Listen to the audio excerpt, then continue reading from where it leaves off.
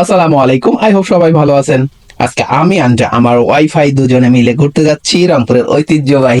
ঢুকে খুব বেশি ভালো লাগলো আমার ওয়াইফাই এর বন্ধু বান্ধবদের দেখে। তারা খুব সুন্দর করে ঘাস খাচ্ছে।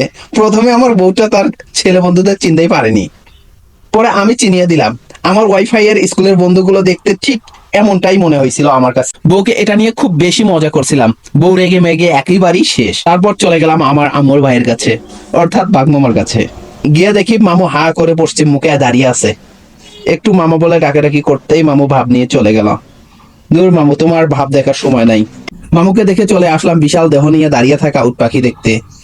এসে দেখি লাম্বু শুকনো পাতা খাচ্ছে। বেচারা একাই ছিল। মনে হলো তার ওয়াইফাই তার ছেকা দিয়ে চলে গেছে। ঘোরাঘুরি করে চলে আসলাম পাখিদের খাঁচার দিকে। নতুন নতুন পাখি, সাথে তাদের কিচির মিচির শুনতে বেশ ভালোই লাগলো। বেশ কিছুক্ষণ ময়না পাখির সাথে কথা বলছিলাম। পাখিটিও সাথে উত্তর করছিল।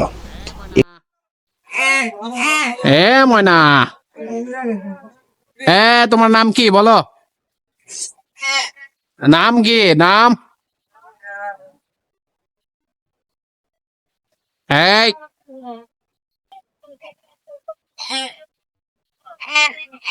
এই পাখি এই এই এই এই কথা কইবে কথা তো বলে।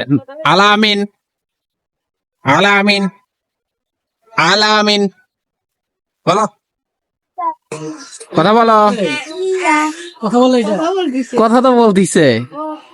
এটা পাখি দেখে চলে আসলাম শিশু পার্কে। আগে শিশু পার্ক উন্মুক্ত ছিল, কিন্তু এখন জন প্রতি 10 টাকা করে নিচ্ছিল। ইচ্ছে ছিল না শিশু পার্কে ঢুকতে। মনে হচ্ছিল 10 টাকা গচ্চা যাবে, কিন্তু না, ঢুকে দেখি অনেক সুন্দর সুন্দর মাছ। বেশ করে সবাই খাবার দিচ্ছিল, আর মাছগুলো বেশ করে খাচ্ছিল। এখানে আবার এসে দেখলাম কুমার কাঁচি বানাচ্ছে। আরে এরা তো একটা কাঁচি বানাতে 1 যুগ পার করে ফেলবে। তোরা কাঁচি বানা, আমরা ঘুরি না হয় একটুখানি। অষ্টম পর একজন তেল বের করছিল হাম্বা দিয়ে। এটাকে কি যে বলে আমার সঠিক মনে নেই। গরু অথবা ঘোড়া দিয়ে এভাবে তেল মারাই করা জিনিসটার নাম কি? আপনার কমেন্টে বলে যাবেন। ভালো থাকবেন, সুস্থ থাকবেন।